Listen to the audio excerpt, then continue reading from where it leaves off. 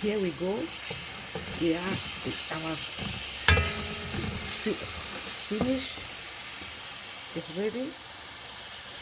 We can add our spinach right away because our onion and tomatoes are well creamed already.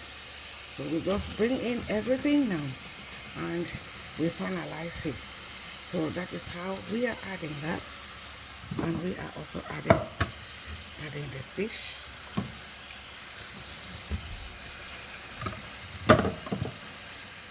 And this pot. And that is it. That is it in the pot.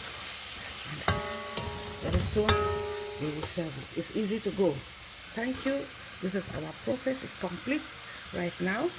You can find it. I'm just mixing it up and it's ready to serve. And we'll add whatever bouillon we want to add. Here it's already very, very tasty. Thank you guys. Subscribe and share.